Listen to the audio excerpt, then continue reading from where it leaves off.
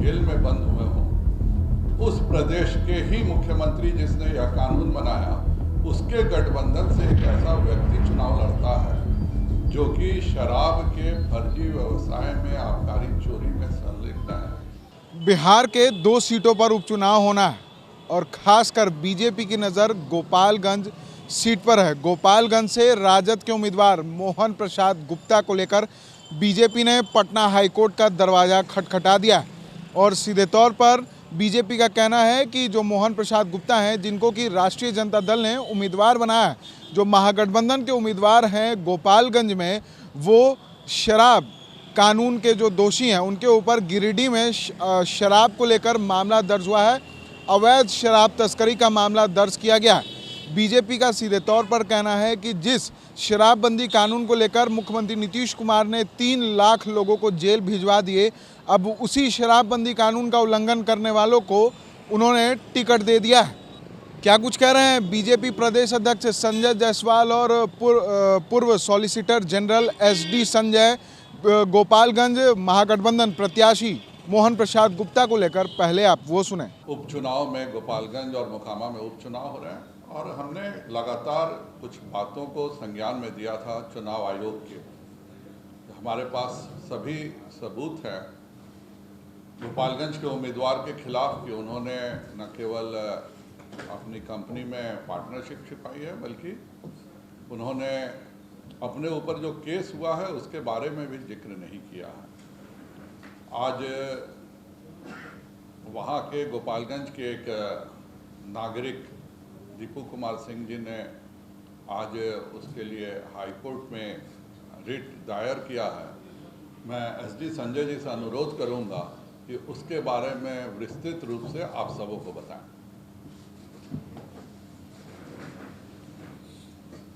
बिहार भाजपा के अध्यक्ष डॉक्टर संजय जायसवाल जी,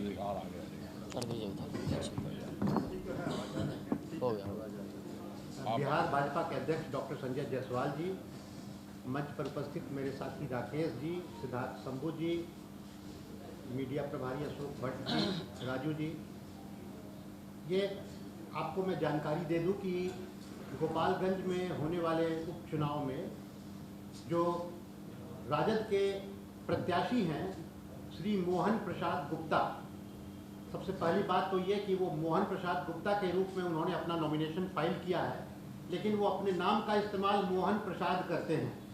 Facebook account उनका मोहन प्रसाद है, ईमेल अकाउंट उनका मोहन प्रसाद है, लेकिन वो अपना नाम मोहन प्रसाद गुप्ता के नाम से उन्होंने फाइल किया है अपना नॉमिनेशन। अपने नॉमिनेशन में उनको उसके साथ में एक शपथ पत्र देना होता है और सुप्रीम कोर्ट के जजमेंट के हिसाब से उनको उसके साथ में एक डिक्लेरेशन देना है कि मैं इस शपथ पत्र के जरिए जो भी जानकारी दे रहा हूँ बिल्कुल सत्य है, मैंने कोई बात नहीं छिपाई है।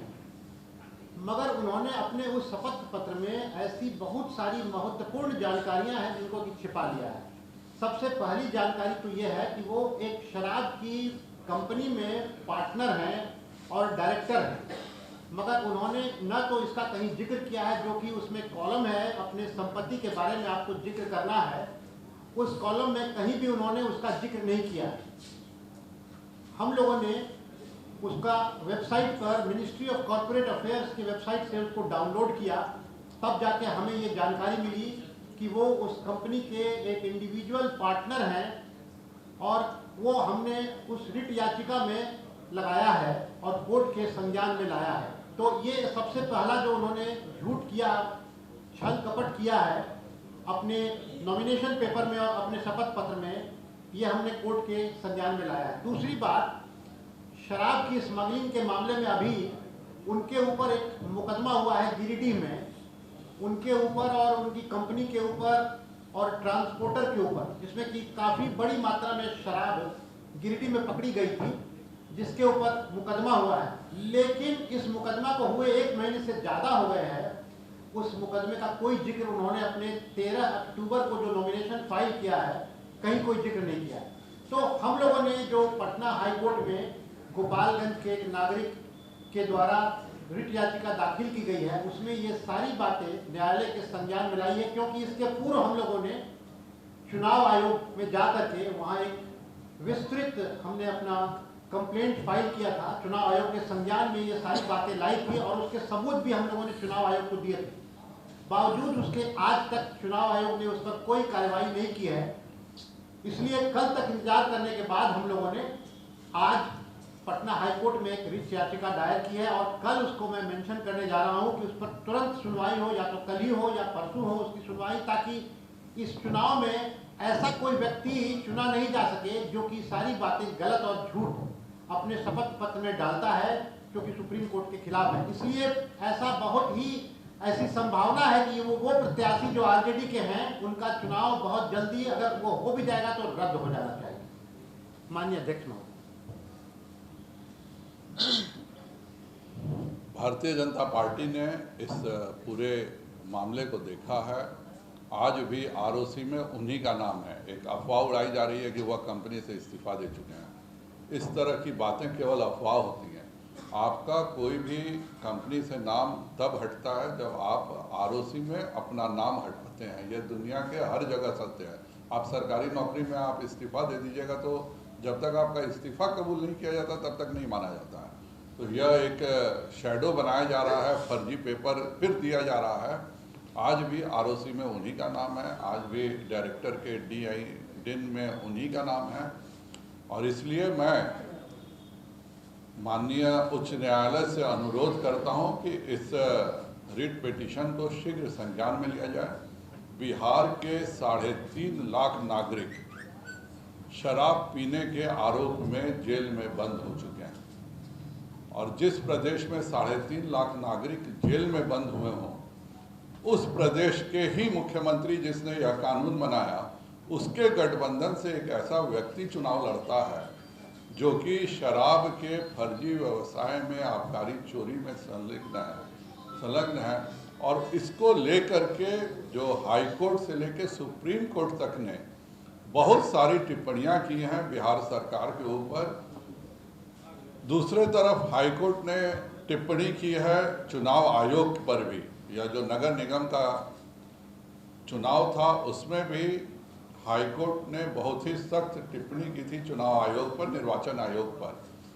आज भी हाई कोर्ट की किसी भी बात का पालन बिहार सरकार नहीं कर रही है, ना निर्वाचन आयोग। आज हम पहले चुनाव आयोग ही गए थे पर हमें इंसाफ नहीं मिला, इसलिए हम हाई कोर्ट में आज रिट डाले हैं। मुझे पूरा विश्वास है कि कल माननीय